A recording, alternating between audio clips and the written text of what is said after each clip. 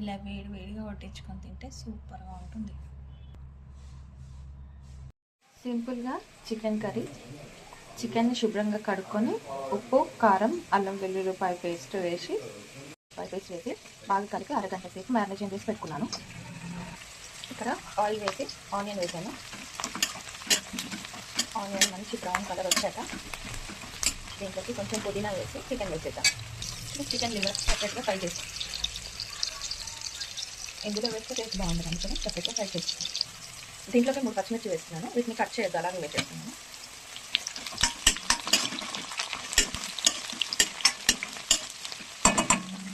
ఇది ఎంతవరకు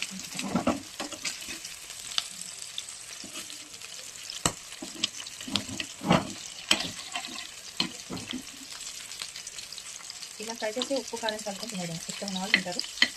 కొందరికి నచ్చుతుంది, కొందరికి నచ్చదు.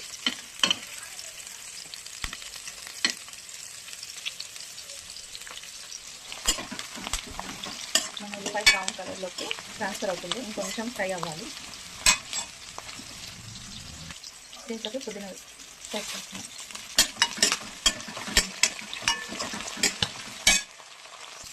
ఇప్పుడు దీంట్లోకి పసుపు, ఉప్పు ఇక్కడ ఉప్పు పెట్టాను. కొంచెం పసుపు ఇంకా మన ఆనియన్ ఆల్మోస్ట్ బ్రౌన్ కలర్లోకి వస్తుంది.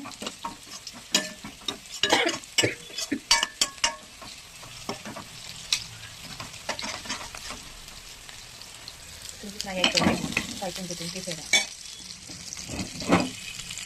ఇప్పుడు చికెన్ని మనం కడాయిలోకి వేసేసుకుందాం.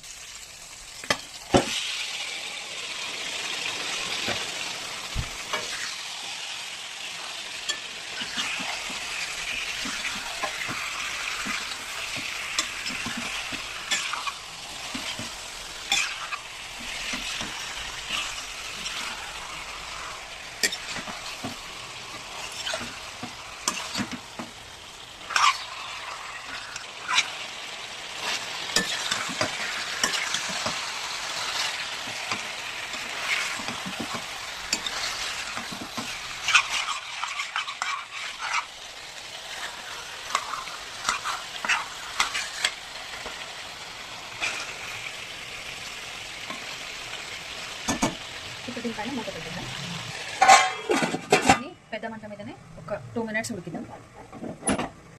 ఇంకా ఇది రెడీ టు ఈట్ అనమాట. ఇప్పుడు మన చికెన్ ఎంత వచ్చిందో చూద్దాం.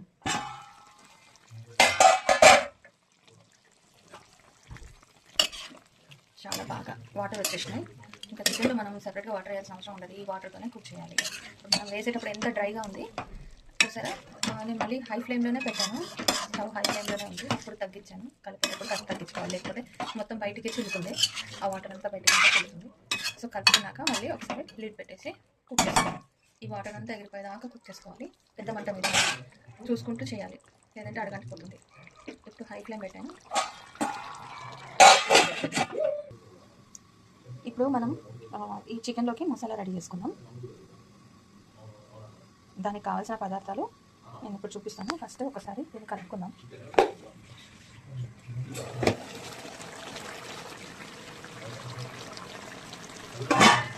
చికెన్లో వాటర్ మొత్తం ఎవాపరేట్ అవుతున్నాయి. ఈ వాటర్ వెళ్ళిపోయే వరకు మనం వేరే వాటర్ యాడ్ చేసుకోవద్దు. గ్రేవీ టైప్ చేసుకోవాలనుకుంటే వాటర్ ఇప్పుడు అస్సలు యాడ్ చేయదు.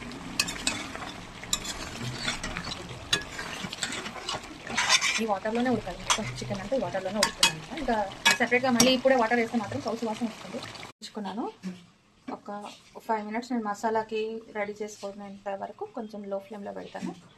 ఇప్పుడు మసాలా కోసం మనం ఒక జార్ తీసుకొని దాంట్లోకి డైరెక్ట్గా మసాలాలు వేసేసుకుందాం.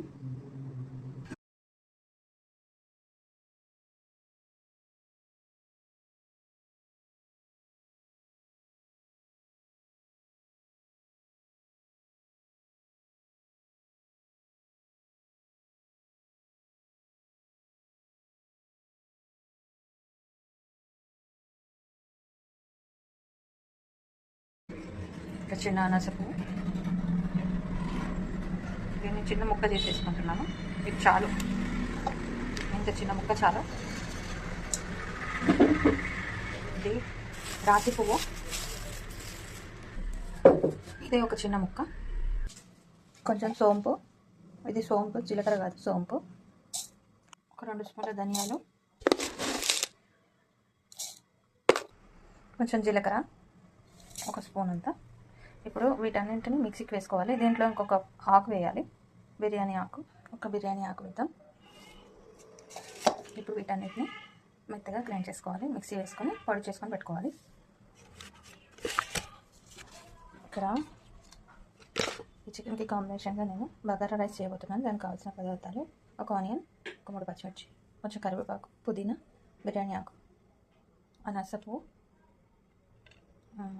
స్టార్ అనస్, 4 లవంగాలు, కొంచెం బండ పువ్వు, కొంచెం సాజీరా, 2 ఇలాచీలు, అంతే.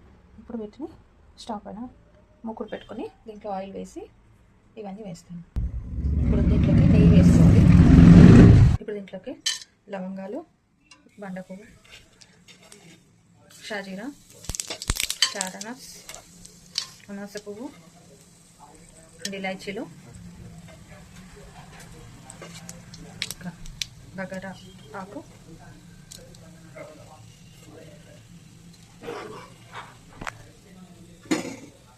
పుదీనా, కొత్తిమీర, కరివేపాకు, ఇప్పుడు పచ్చిమిర్చి, ఆనియన్, అల్లం వెల్లుల్లి పేస్ట్ ఇవన్నీ వేసి త్వరగా వేయించుకోవాలి. ఇప్పుడు మన చికెన్ ఎంతవరకు వచ్చిందో చూద్దాం.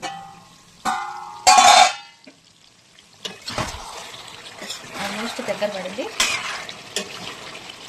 ఇక మనం మిక్సీకి వేసుకున్నటువంటి మసాలా దీంట్లో వేసి కావాల్సినంత వాటర్ అడ్జస్ట్ చేసుకొని కొద్దిసేపు కుక్ చేస్తే కర్రీ రెడీ. నాకు ఇష్టం ఉన్న వాళ్ళు కొబ్బరి వేసుకోండి. నేను కొబ్బరి ఏది వేయట్లేదు, అసలు ఏ మసాలాలు వేయట్లేను. కాజు పౌడర్ కానీ, బాదం పౌడర్ కానీ, లేదంటే కొబ్బరి పౌడర్ కానీ ఇలాంటివి ఏమైనా యాడ్ చేసుకొని చిక్కగా రావడానికి నేను ఇప్పుడు ఏం వేయట్లేను. ఇప్పుడు దాకా చూపించిన మసాలా ఏదైతే ఉందో దాన్ని మిక్సీకి వేసుకొని పౌడర్ చేసి వేస్తాను అంతే.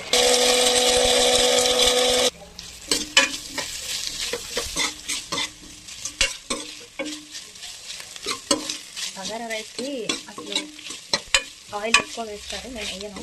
ఇది అయినా బాగా వస్తుంది. కొంచెం నేను కావాల్సినంత నెయ్యి వేసుకున్నాను కదా, ఇంకా ఆ నెయ్యి సరిపోతుంది అనమాట. దీనికి ఒక నిమ్మకాయ కూడా కావాలి. వాటర్ యాడ్ చేశాక నిమ్మకాయ పిండుకున్నాను. ఇంకా ఒక సీక్రెట్ చెప్తాను.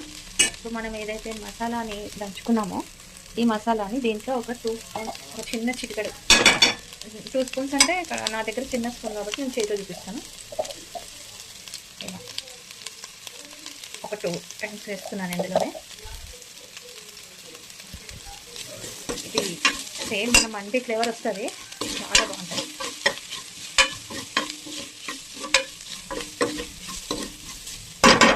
ఇదే స్టైల్లో వాటర్ వేసేద్దాం. నేను బాస్మతి రైస్ ఒక ½ అన్ అవర్ నానబెట్టి పెట్టుకున్నాను. ఈ మిగిలిన పౌడర్ మొత్తం ఇప్పుడు మనం దంచుకున్న పౌడర్ అంతా ఇందులో వేసేస్తున్నాను.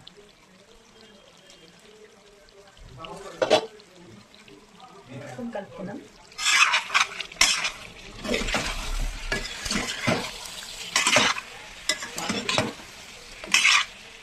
ఈ స్టేజ్లో మనం వాటర్ కూడా యాడ్ చేసుకోవాలి.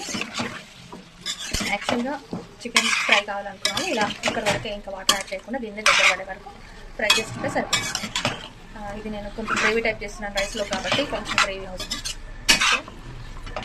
మా మమ్మీ స్టైల్లో చేసుకున్నాను. మా మమ్మీ కొబ్బరి వేసేది, నేను కొబ్బరి వేయట్లేను. సో కలర్ ఎంత బాగా వచ్చిందో. ఇప్పుడు వాటర్ వేద్దాం. ఈ స్టేజ్లో నేను వాటర్ వేస్తున్నాను. ఇంకా కొద్దిగా కుక్కర్కి సరిపోయి ఈ గ్లాస్ వాటర్ వేస్తున్నాను నేను. ఇన్ని వాటర్ వేసింది ఎలా అనుకుంటున్నారా? వెయిట్ 1 minute కలిపేస్తే ఇది కుక్ అవడానికి, ఇందులో మసాలా వేయడానికి సరిపోతుంది. నాకు కొంచెం కారం తక్కువైనట్టు అనిపించింది. మసాలా మ్యారినేషన్ చేసుకునేటప్పుడు ముక్కకి పట్టడానికి మాత్రమే కారం యాడ్ చేసుకుని కొంచెం కారం యాడ్ చేస్తాను.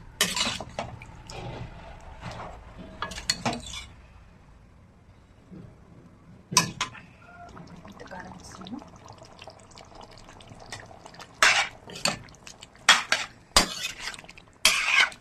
ఇది ఒక బాయిల్ ఇచ్చి పెద్ద మంట మీదనే కుక్ చేయాలి.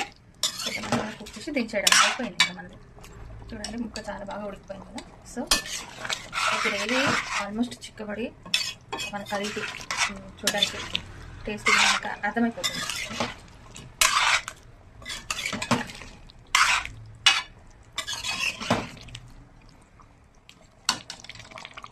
ఓకే, టేస్టీగా చూసాను. గ్రేవీ కొంచెం చిక్కగానే వచ్చింది నేను వేసిన 1 గ్లాస్ వాటర్కి. సో ఇది ఫైనల్ టచ్. కొత్తిమీర దించేస్తాను. ఒక 5 మినిట్స్ ఇలా కుక్ అవుతుంది. 5 మినిట్స్ తర్వాత చూపిస్తాను. ఇక బాస్మతి రైస్ విషయానికి వస్తే ఇది నేను ఈ గ్లాస్తో ఒక 2 గ్లాసుల బాస్మతి రైస్ తీసుకున్నాను. ఇప్పుడు దీంతో 4 గ్లాసుల వాటర్ వేద్దాం. ఒకటి వేసాను, 2, 3, 4. ఇప్పుడు బియ్యం ఒకవేళ పాత బియ్యం అయితే ఒక గ్లాస్కి 2 గ్లాసుల నీళ్ళు వేసుకోవాలి. ఇది కొత్త బియ్యం అయితే ఒక గ్లాస్కి గ్లాసున్నర వాటర్ మాత్రమే వేసుకోవాలి, లేదంటే అన్నం మెత్తగా అయిపోతుంది. సో ఇది పాత బియ్యమా కొత్త బియ్యమా అనేది ఒకసారి చెక్ చేసుకోవాలి. ఆ బియ్యం నోట్లో వేసుకొని తిన్నప్పుడు స్వీట్గా అనిపిస్తాయి, అవి కొత్త బియ్యం. ఇంకా సప్పగా ఉంటే మాత్రం అవి పాత బియ్యం. గుర్తుపట్టగలిగితే ఇలా చూసుకోండి, లేదంటే ఒకసారి వండితే తెలిసిపోతుంది. నెక్స్ట్ ఇక్కడ ఒక గ్లాస్కి 2 గ్లాసుల నీళ్లు పోసి ఇలా నేను ఇప్పుడు 2 గ్లాసుల బియ్యానికి 4 గ్లాసుల వాటర్ యాడ్ చేసుకున్నాను కదా. ఈ వాటర్లోకి మనం సాల్ట్ యాడ్ చేసుకున్నాం, సరిపడా సాల్ట్ ఇప్పుడు ఆల్రెడీ కర్రీలో ఉంటుంది కదా. ఇప్పుడు మనం బగారా రైస్కి సరిపడా సాల్ట్ వేయొద్దు. నేను ఇది కొంచెం చప్పగా చేస్తాను, ఎందుకంటే కర్రీలో ఉండే సాల్ట్ ఈ సాల్ట్ 2 కలిసి అసలు తినలేము, అంత ఎక్కువైపోతుంది. సో నేను ఇక్కడే తగ్గించుకుంటాను, రైస్లో సాల్ట్ తగ్గించేస్తాను. మీకు ఒకవేళ కర్రీలో సాల్ట్ తక్కువ వేసుకుంటే రైస్లో ఎక్కువ వేసుకోండి, లేదు కర్రీలోనే సరిపడా సాల్ట్ వేసుకుంటే మాత్రం రైస్లో సాల్ట్ తక్కువ వేసుకోండి. ఇప్పుడు దీంట్లో ఒక నిమ్మకాయ వేసుకుందాం మనం. ఒక నిమ్మకాయని కట్ చేసి వేసుకుందాం. ఇప్పుడు దీన్నే నేను రైస్లోకి యాడ్ చేస్తాను కొద్దిగా, కర్రీలో కూడా దీన్ని యాడ్ చేస్తాను.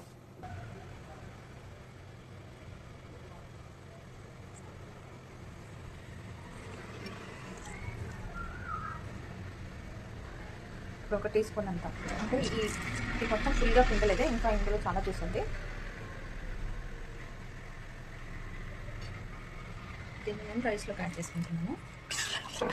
ఇప్పుడు ఈ రైస్ బాగా బాయిల్ వచ్చిన తర్వాత దీంట్లోకి ఈ వాటర్ బాయిల్ వచ్చాక దీంట్లోకి బాస్మతి రైస్ వేసుకున్నాను. ఓకే, సేమ్ ఇప్పుడు మన కర్రీ ఎంతవరకు వచ్చిందో చూద్దాం. మంచి కలర్ వచ్చింది కదా. మన కర్రీ చాలా ఆల్మోస్ట్ రెడీ అయిపోయింది. దీంట్లోకి నిమ్మరసం పిండి దించేయడమే.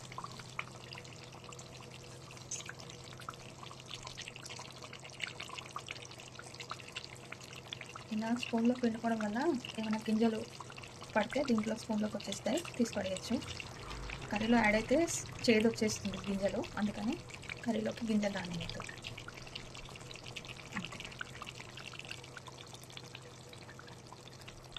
ఇక మన గుమగుమలాడే చికెన్ కర్రీ రెడీ.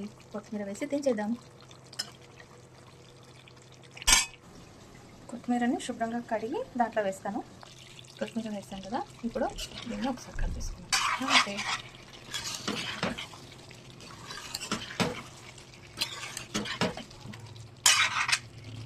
గుమగుమలాడే చికెన్ కర్రీ రెడీ. చూసారా, చూస్తే టెంప్టింగ్గా ఉంది కదా. జ్యూసీగా టేస్టీగా చికెన్ కర్రీ రెడీ.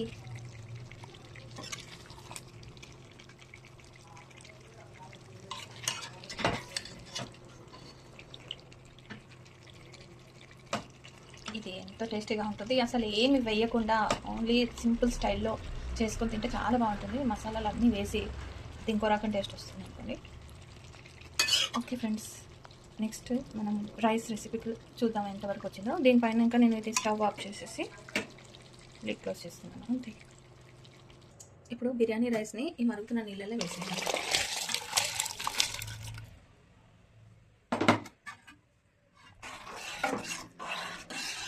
ఇక మంట హై ఫ్లేమ్లోనే ఉంచి ఈ రైస్ని ప్రిపేర్ చేసుకోవాలి. ఒక పొంగు వచ్చిన తర్వాత అప్పుడు మంటను తగ్గించుకొని దీన్ని మొత్తం కుక్ అయ్యే లోపల ఒకేసారి కలుపుకోవాలి. 4-5 సార్లు కలపొద్దు.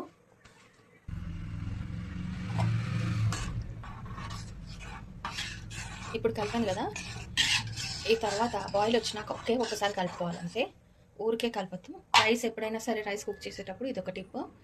ఈ రైస్ని మనం ఎసర్లో వేసిన తర్వాత ఒకసారి కలిపితే లాస్ట్ మళ్ళీ ఫైనల్గా ఒక్కసారి కలుపుకోవాలి. 2 టైమ్స్ మొత్తం అటు 2 టైమ్స్ కలుపుకోవాలి అంతే. అంతకుమించి ఊరికే రైస్ని కలపొద్దు, లేదంటే అన్నం పొలులుగా రాదు. నెక్స్ట్ ఇది నేను కుక్కర్లో వేసాను కాబట్టి నేను ఇప్పుడు మూత పెట్టేసి విజిల్ ఇస్తాను.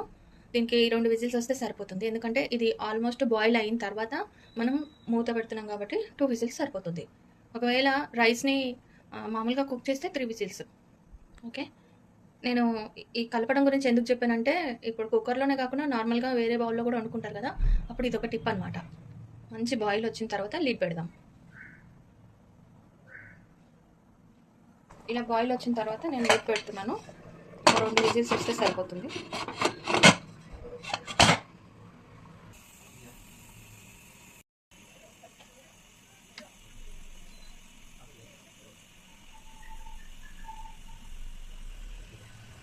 ఒక విజిల్ వచ్చింది.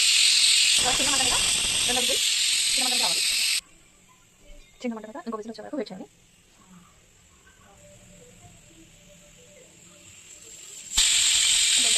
ఇప్పుడు స్టవ్ ఆఫ్ చేసుకోవాలి. ఇప్పుడు 5 మినిట్స్ అయిపోయింది. రైస్ ఎలా ఉందో చూద్దాం. కొంచెం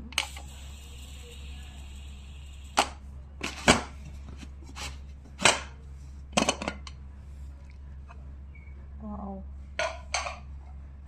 ఎంత బాగా వచ్చిందో రైస్.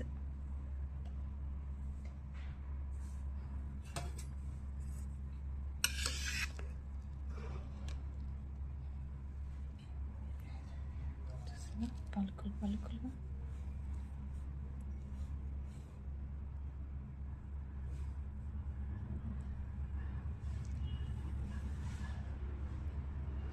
ఇంకొద్దిసేపు ఆగితే పువ్వులాగా బాగా వస్తుంది.